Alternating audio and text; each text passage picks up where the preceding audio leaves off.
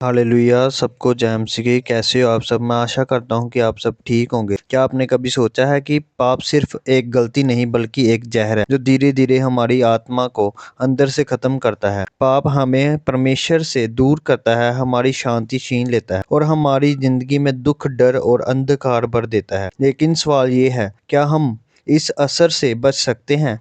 आज हम जानेंगे पाप का असली असर क्या होता है और इससे छुटकारा कैसे पाए। आइए इस वीडियो के द्वारा देखते हैं। अपने हाथों को उठाओ। Thank you Jesus. अपने पड़ोसी को बोलो, एक मां अपने दूध पीते बच्चे को भूल सकती है।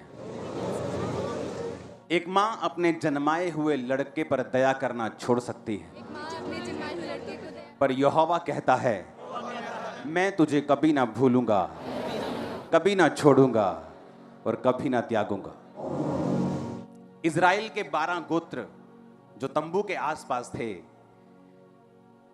और लेवी गोत्र इज़राइलों के पहलोठे के बदले में परमेश्वर ने लेवी लिए थे। और जब दोनों के पहलोठों की गिनती की गई, बच्चों की और इस लेवी के पहलोठों की, तो दोनों कितने थे? 22,000।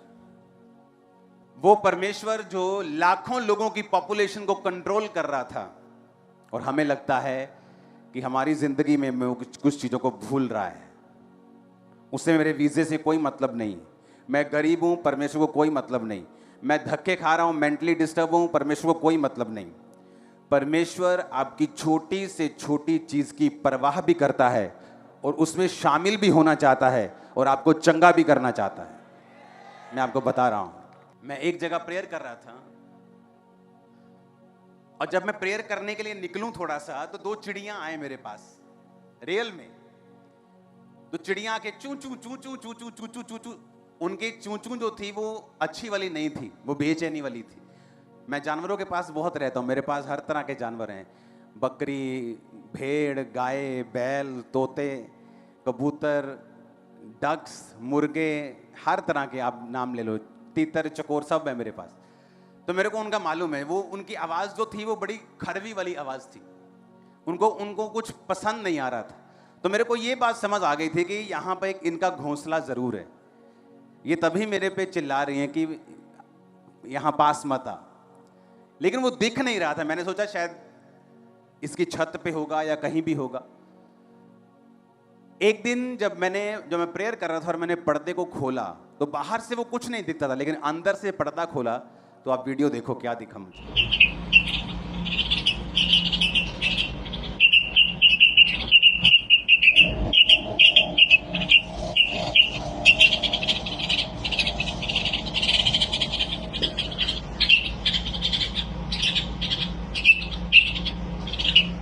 दूसरी वीडियो को देखेंगे।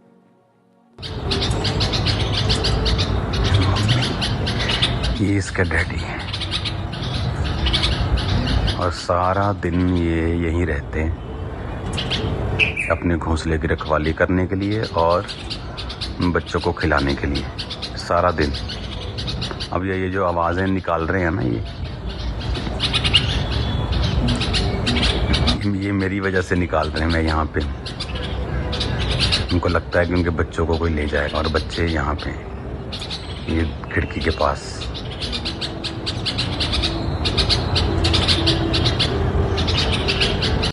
सुनो, जब पहले दिन मैंने इन चिड़ियों को वैसे ही नोटिस किया तो थोड़ी मोटी मोटी थी, और मैंने छोड़ दिया नोटिस करके। दूसरा दिन, तीसरा दिन, जब मैंने 6वें 7वें दिन इनको जब मैं चलता था वहां पे, तो ये आ जाती थी और चिरचिर करने लगती थी। तो मैं क्या नोटिस कर रहा था कि ये पतली होती जा रही, पहले थोड़ी मोटी थी लेकिन अब पतली होती जा रही। और ये नहीं कि एक माँ पतली हुई या कि बच्चे पैदा हुए अब माँ पतली हो गई, बाप भी साथ में पतला हो रहा था, माँ भी पतली हो रही थी। और जब मैंने रूम के अंदर से अचानक देखा कि ये बच्चे हैं, इसीलिए ये इतना ज़्यादा चिल्ला रहे थे, तो इमेजिन करो आप, एक जानवर अपने बच्चों को सुरक्षा देने के लिए और उनको खिलाने के लिए खुद पतला हो चुका। चुप, अगर मैं अभी भी आपको लेके जाऊं उस प्रार्थना के स्थान पे, अभी आ जाएंगी रात को चिड़िया, चिरचिर करने लगेगी।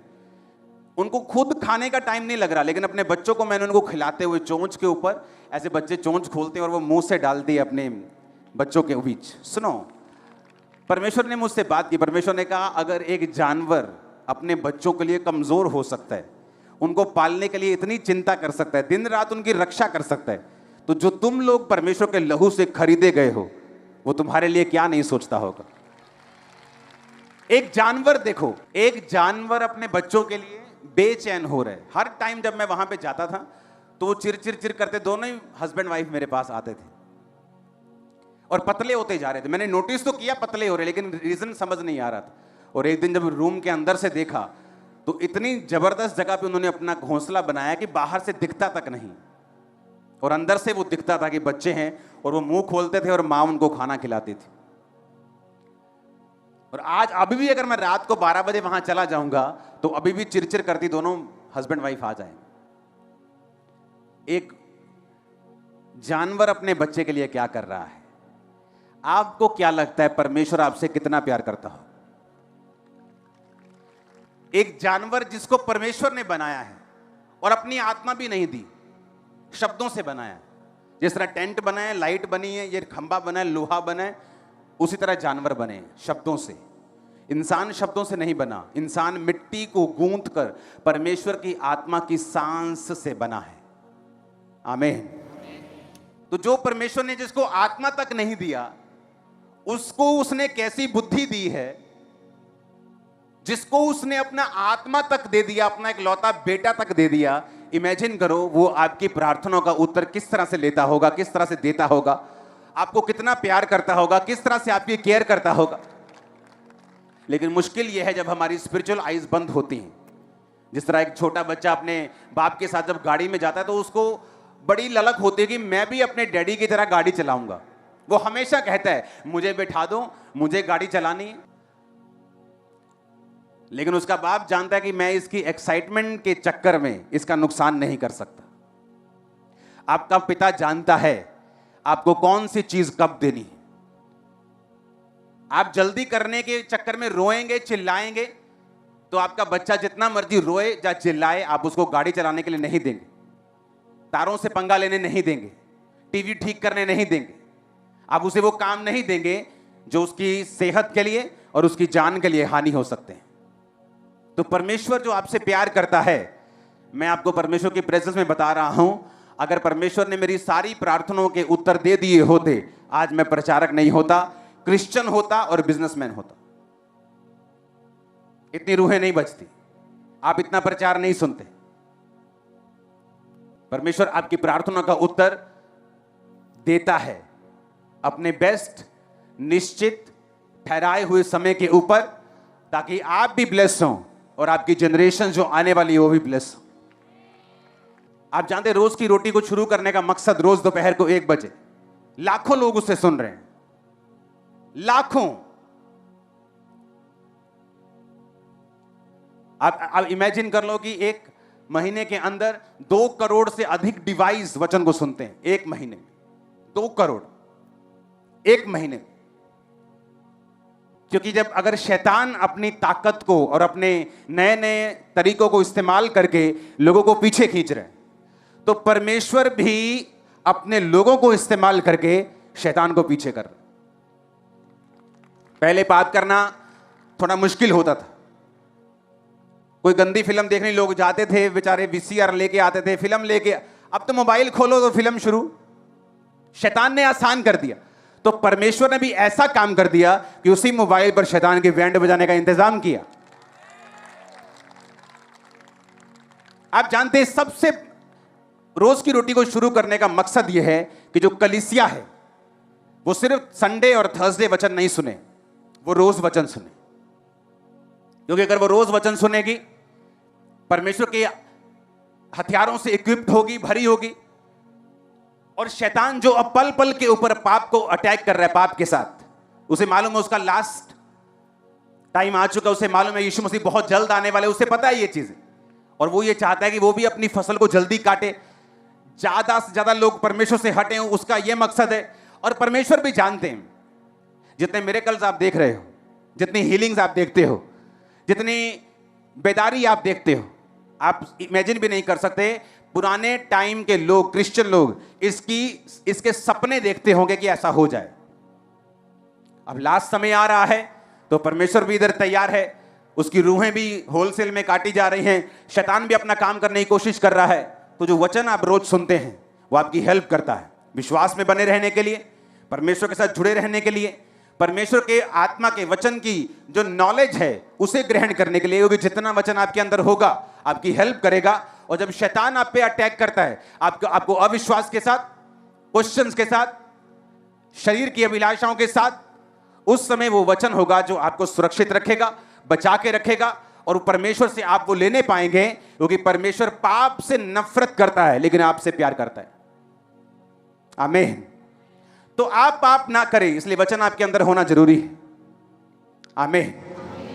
उस वचन को सुनेंगे अपनी स्क्रीन के ऊपर। सबसे पहले अब्राहम के उस वचन को, उत्पत्ति के। सबसे पहला गुनाह इस धरती पे कौन सा था?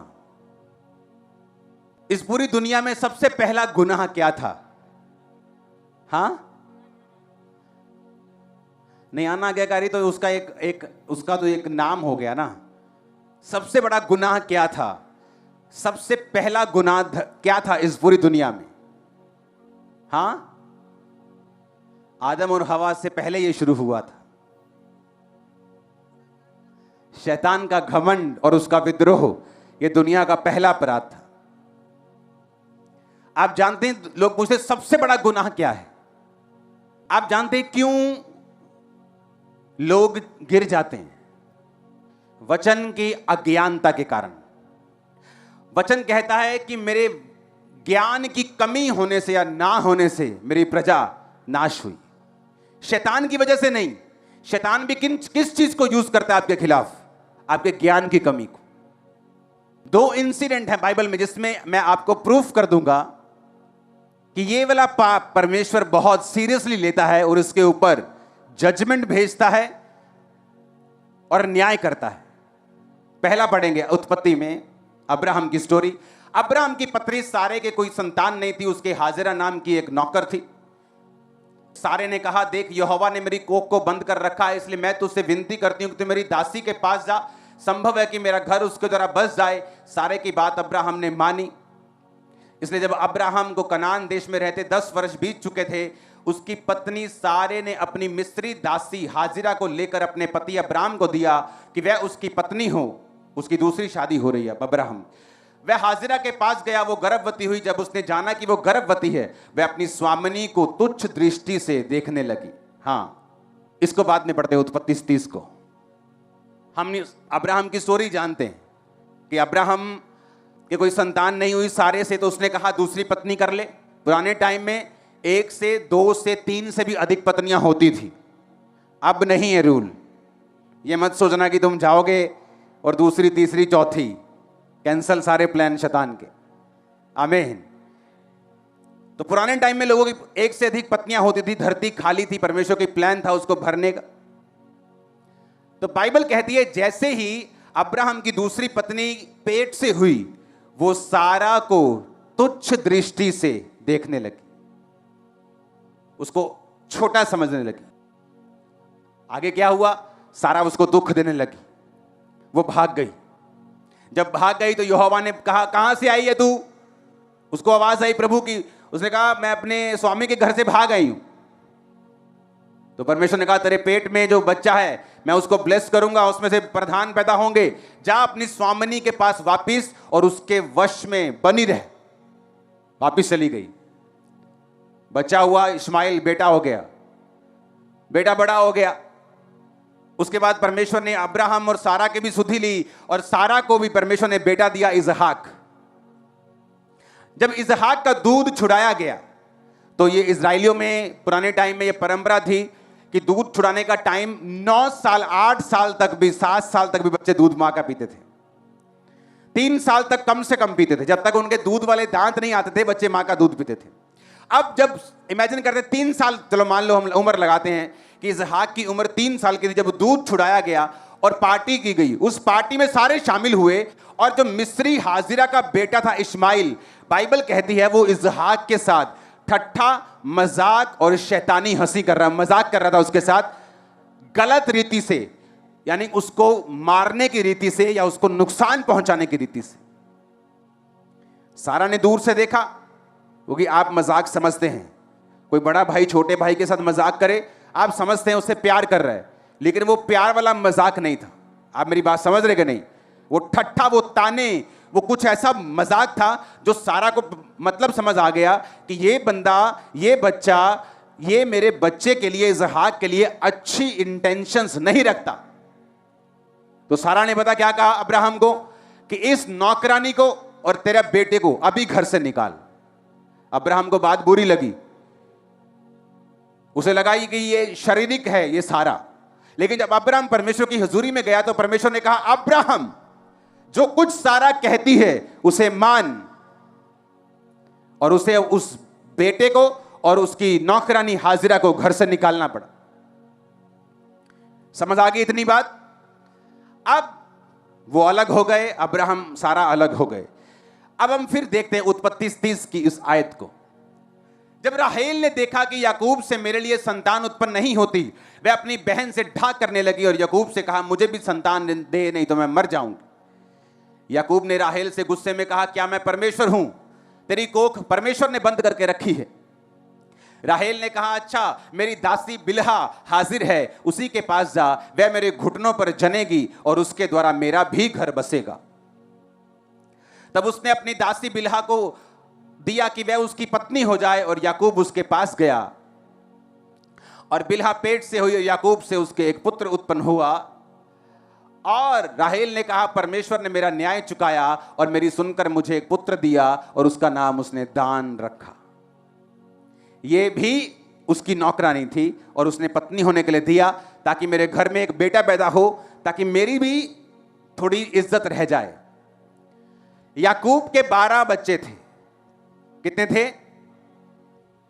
6 पैदा हुए उसकी पहली पत्नी से, लिया से, जो अप्रिय हुई, जिससे वो कम प्यार करता था, और परमेश्वर ने बैलेंस करने के लिए उसको 6 बेटे दिए।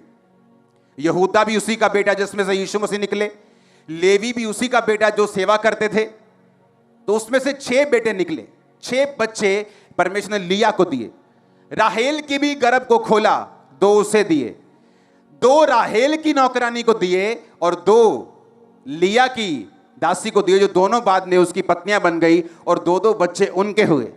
अगर आप देखें तो उनके 12 गोत्रों में 4 बच्चे उसकी तीसरी और चौथी पत्नी से हैं, लेकिन वो गोत्र में शामिल हुए और अब्राहम की दासी का बेटा गोत्र में शामिल नहीं हुआ।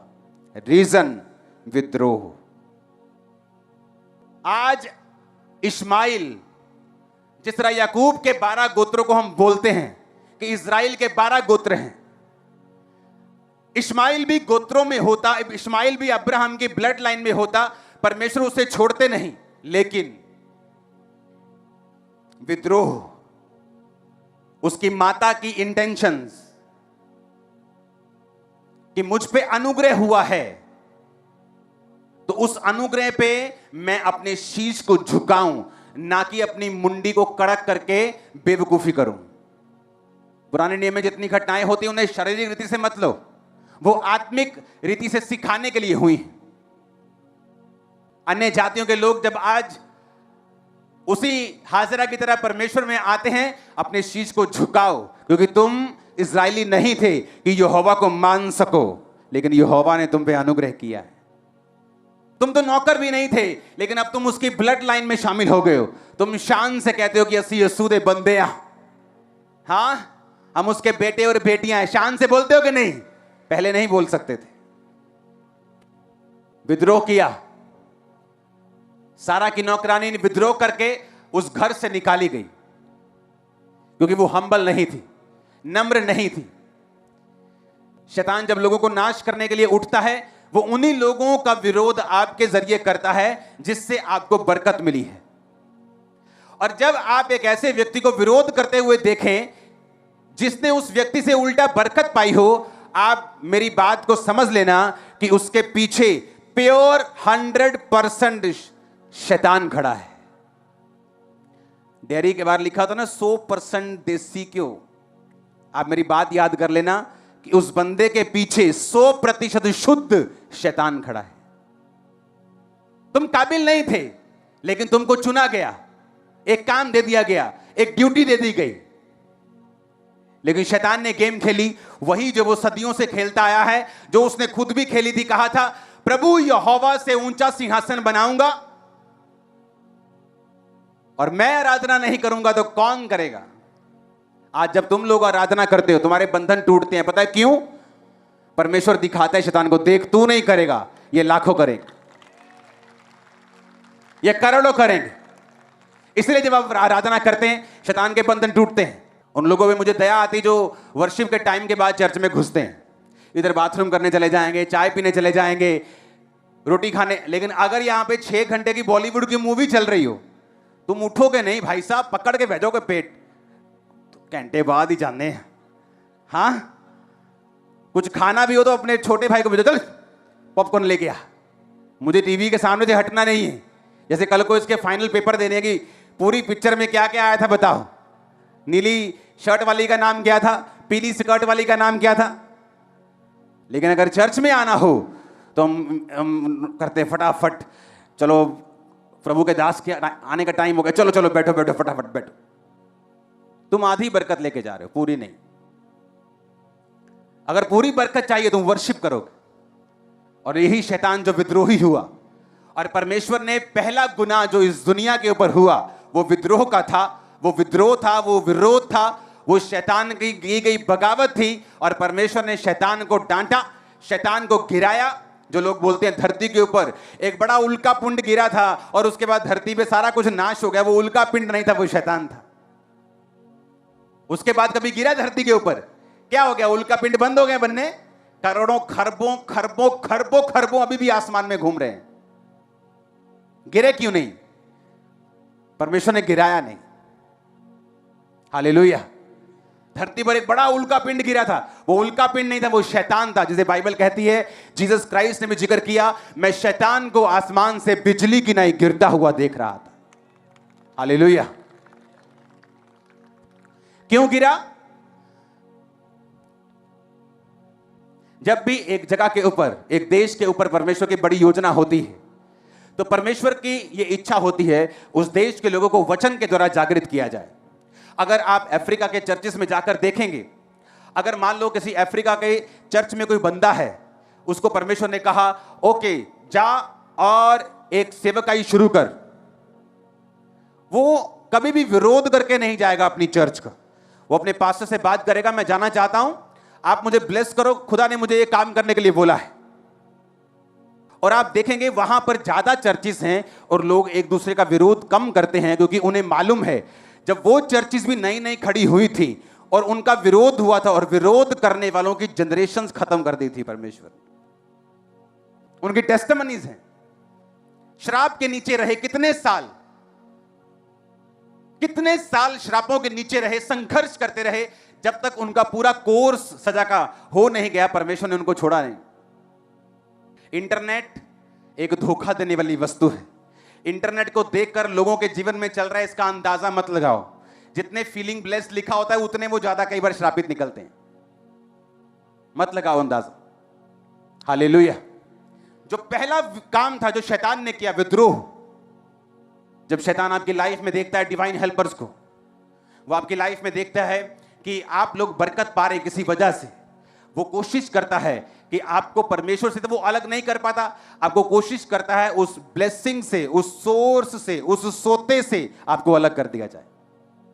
लूत को लगा मेरी मेहनत के कारण मैं ब्लेस हो रहा हूं, पर उसे यह नहीं मालूम था अब्राहम के कारण तो ब्लेस हो रहा है। और अब्राहम के कारण इसलिए ब्लेस हो रहा है क्योंकि अब्राहम के ऊपर परमेश्वर का एक बड़ा प्लान है।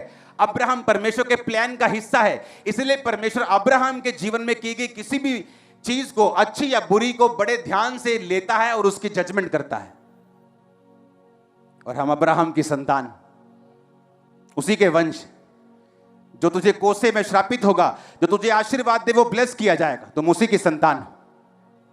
आमीन। और खासकर वो लोग जो बड़ी सेवकाई करने के लिए बुलाए गए, उनके जीवन में ऐसी चीजों को परमेश्वर बड़े ध्यान से देखता है। हालेलुया। आपको ये बात समझ होनी चाहिए कि जब भी आप किसी को विद्रोह करता देखे, आपको मालूम होना चाहिए कि इसके पीछे कौन खड़ा है। शुद्ध शैतान अकेला नहीं, कौन सा? शुद्ध वाला शैतान, 100% प्योर डेविल खड़ा है इसके पीछे। इंसान नहीं, शैतान खड़ा है। क्योंकि वो वही कर रहा है जो आज से करोड़ों लाखों साल पहले उसने स्वर्ग में किया था और गिरा दिया गया था। Hallelujah, hallelujah. क्योंकि एक अगर दासी के पुत्र को परमेश्वर ग्रहण कर सकता है और अपने गोत्र में शामिल कर सकता है, तो उसे हाजिरा के बेटे को अपने गोत्र में शामिल करने में क्या प्रॉब्लम है? कोई प्रॉब्लम नहीं होनी चाहिए। पर रिस्पॉन्स, जो हाजिरा का रिस्पॉन्स था, जो उसकी नौकरानी का रिस्पॉन्स था कि वो तुच्छ समझने लगी, उस रिस्पॉन्स ने उसकी, बोलते हैं ना कि क्या कृतज्ञ बोलते हैं, क्या बोलते हैं पंजाबी में, जो शुक्रगुजारे नहीं होते, हाँ, अनशुक्रगुजार बोल दो, हाँ, जो शुक्रगुजार नहीं, बेशुक्रा, उसके बेशुक्रेपन को देखकर परमेश्वर ने कहा, अब्राहम, सारा कहती है इसे निकाल, तो निकाल, ने नहीं शामिल होगी, क्योंकि ये वही कर रही है जो शैतान ने मेरे साथ किया था। मैंने उसको निकाला था, तू भी इसको निकाल दे। सारा की बात का गुस्सा मत कर। लेडीज में ये गिफ्ट होता है इनबिल्ड, आदमियों को पहचानने की क्षमता उसमें इनबिल्ड ज्यादा है। बंदों में है, अगर उनके अंदर डिजर्निंग ऑफ स्पिरिट का वरदान काम करता है। बंदों को स्पेशल एबिलिटी चाहिए बंदों को परखने के लिए, लेकिन लेडीज के अंदर ये नेचुरल भी है कि वो आदमी को परख सकती हैं। उसके दिल में क्या है, ये कैसी इंटेंशन के साथ देख रहा है, मुझसे बात क्यों कर रहा है, ये व्यक्ति कैसा है, वो व्यक्ति कैसा है, उसको सब मालूम। तो सारा ने देख लिया कि ये बंदा जो हंसी कर रहा है, मजाक कर रहा है, ये छोटी मोटी इंटेंशन नहीं है, इस बच्चे को मारने की इंटेंशन है उसकी। तो अगर आप परमेश्वर के बुलाए गए लोग हैं, आप हर कीमत के ऊपर अपने परमेश्वर के विजन को और उसके प्लान को अपनी लाइफ में बचा के रखेंगे। आपको निकालना पड़े किसी को, आप निकालेंगे, आपको बुलाना पड़े, आप बुलाएंगे। कहते हैं मेरी बात को समझ रहे हैं? आज का वचन दिमाग खोल रहा है कि नहीं? जब भी आपको कोई काम करना है, करो। खुदा ने कुछ करने के लिए बोला, करो बिना विरोध के। और जब आपको कोई विरोध करता हुआ नजर आए, खासकर जिनसे वो सीख के गए हैं, आप समझ लेना उसके पीछे कौन खड़ा है? शुद्ध, शैतान नहीं। कौन शैतान? शुद्ध वाला, प्योर खड़ा है उसके पीछे। और ऐसे व्यक्तियों की लाइफ में जो मुसीबतें हैं, जो पारिवारिक संघर्ष है, जो फाइनेंशियल ट्रबल है, जो मेंटल ट्रबल है, वो इतना होता है जितना आपको इंटरनेट पे दिखेगा नहीं कभी भी। इंटरनेट पे सर वो काम करते हुए दिखेंगे, प्रीच करते दिखेंगे, लेकिन अंदर की उनकी घटनाएं आपको कभी नहीं दिखेंगी, संघर्ष कभी नहीं दिखेगा। इसलिए मैं कहता हूं इंटरनेट धोखा देने वाली वस्तु। अगर आज से 15 साल पहले आप प्रॉफिट्स को देखेंगे तो इतने प्रॉफिट्स नहीं थे। क्यों? क्योंकि बहुत कम लोग थे जिनके पास पूरा डेटा होता था प्रोफेसी करने के लिए। लेकिन जब से फेसबुक आई, प्रॉफिट्स बढ़ गए, क्योंकि आपकी फेसबुक पे सब लिखा है। एक वीडियो मेरे पास एक है, देख कैसे नाम लेके प्रोफेसी हुई। मैंने वो बंदा देख लिया कौन है, उसकी फेसबुक निकाली, उसको हैरान कर दिया मैंने। उसकी फेसबुक पे 1 साल पहले उसने एक पोस्ट डाली थी। मैंने वो पोस्ट का स्क्रीनशॉट लिया, उस बंदे को वापस भेजा, मैंने कहा ये ले तेरी प्रोफेसी। सुनो, कहता मेरा क्या कसूर है, पवित्र आत्मा मुझे वही बताता है जो फेसबुक पे होता है। मैंने कहा काका जिस दिन फेसबुक उड़ गई तो प्रॉफिट भी तो उड़ जाएगा। सच कह रहा हूं। और वो शर्मिंदा, वो उसे मालूम हुआ कि नहीं, इसको मूर्ख नहीं बनाना, लोगों को बना सकते। मैंने कहा जो बनता है उसे बनाओ, मुझे मत बनाओ। परमेश्वर अगर आपसे सिरदर्द हील कर रहा है तो फेक मत करो, सिरदर्द पे खड़े रहो, एक दिन मुर्दे भी जिंदा होंगे। लोगों को इंप्रेस करने के लिए आप प्रोफेटिक वर्ड दोगे, डोंट वरी, कहीं लोग जाने वाले नहीं, जो आपके हैं आपके रहेंगे। हम प्लेन की नहीं, हम जेट की स्पीड से बढ़ रहे हैं, जो चंद्रयान गया ना उसकी स्पीड से। और कोई झूठी प्रोफेसी मुझे करने की जरूरत नहीं है, आप लोगों, आपको इंप्रेस करने की जरूरत नहीं। मैं आपको बता रहा हूं, अगर किसी के पास रियल वर्ड ऑफ गॉड की नॉलेज है, मैं कह रहा हूं हीलिंग करने की भी जरूरत नहीं, लाखों लोग उसकी चर्च में होंगे, जस्ट वर्ड ऑफ गॉड्स। मैं आपको बता रहा हूं। नई जनरेशन क्या देखती, अच्छा प्रोफेसी की तो लोग आ रहे हैं। डोंट वरी, फ्यूचर में ऐसा नहीं होगा।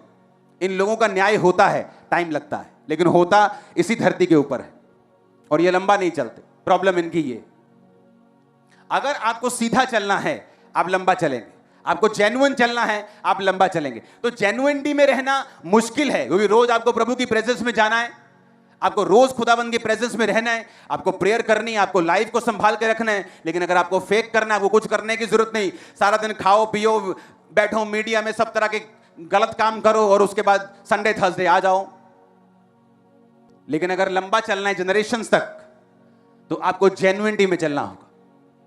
हालेलुया। और यही बातें जब मुझे सिखाई जाती थी 15 साल 10 साल पहले, तो मैं भी यकीन नहीं करता था, जब तक क्लोज जाके देखा नहीं ये लोग और ये कैसे हैं। तौबा तौबा तौबा, विश्वासियों से बुरे हैं, गिरे हुए विश्वासियों से भी बुरे हैं, मैं आपको बता रहा हूं।